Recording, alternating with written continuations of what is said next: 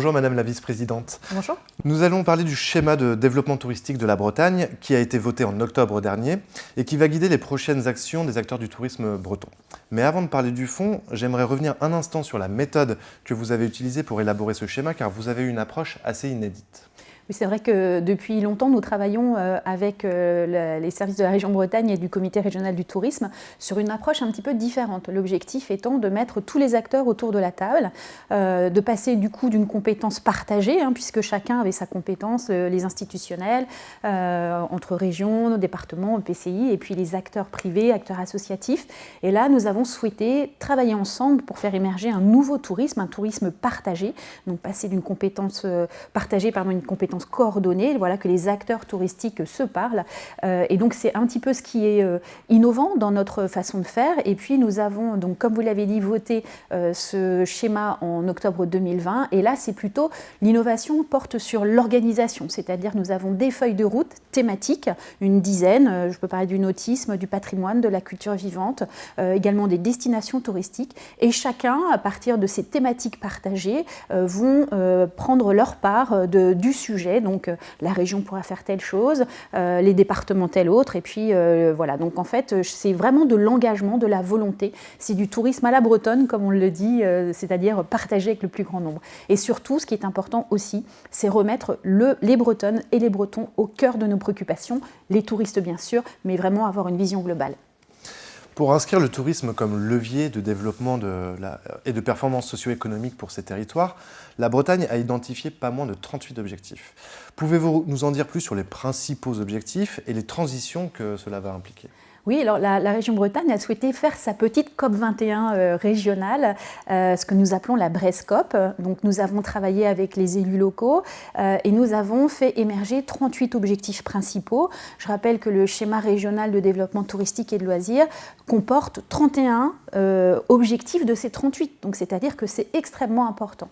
Donc nous avons des objectifs, les 4 piliers de la Brescop, c'est notamment la proximité, c'est la sobriété, c'est l'égalité des territoires, et puis j'oublie le 4e, mais c'est pas grave, en tout cas, vous voyez, il y a quand même des éléments extrêmement importants qui se déclinent dans le schéma régional touristique, et bien entendu, c'est l'attractivité, c'est le faire ensemble, c'est aussi parler des transitions, c'est la gestion des flux, on va en parler beaucoup aujourd'hui sur l'équilibre des territoires, voilà, c'est énormément de sujets que nous partageons, c'est la préservation de l'environnement avec aussi les sites d'exception que nous travaillons avec les territoires pour mieux accueillir le touriste. Voilà, donc c'est énormément de choses que nous travaillons en commun et je dirais que le schéma régional de développement touristique et de loisirs est probablement le premier outil à sortir de la politique régionale avec ces cibles aussi importantes.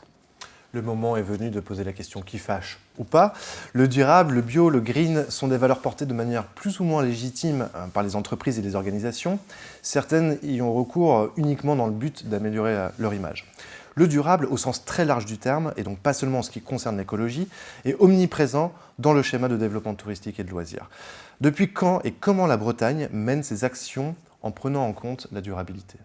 Écoutez, je dirais que c'est dans notre ADN. La région Bretagne est une région plutôt préservée quand on regarde sa densité, quand on regarde les zones littorales. En tout cas, il y a une volonté, alors je n'appellerais pas ça forcément tourisme durable, mais plutôt tourisme responsable aussi et durable, pas que développement durable.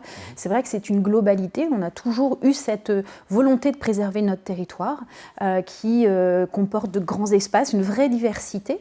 Au niveau du comité régional du tourisme et de la région Bretagne, nous travaillons depuis, on va dire, 2006 sur ces orientations, donc ça veut dire que ça fait longtemps que nous y travaillons. Les premières étapes ont été l'aménagement de pistes cyclables pour la randonnée. On voit que c'est une des thématiques les plus importantes en ce moment, en tout cas l'été dernier, où il y a une forte fréquentation à vélo.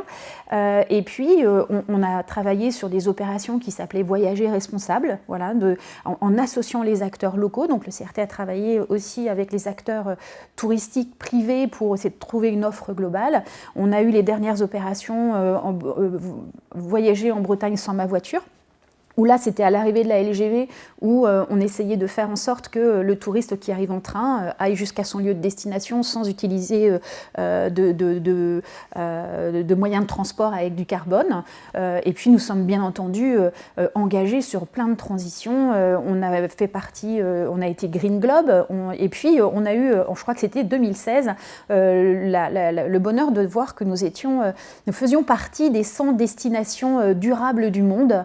Donc un classement qui nous mettait à côté du Grand Canyon, à côté des volcans du Kenya, voilà, une vraie reconnaissance. Donc je dirais que ce n'est pas quelque chose qu'on a sorti du chapeau là maintenant par rapport notamment à la crise, mais quelque chose qu'on travaille depuis longtemps. Et c'est d'ailleurs pour cela que les touristes sont venus probablement en grand nombre cet été sur la région Bretagne.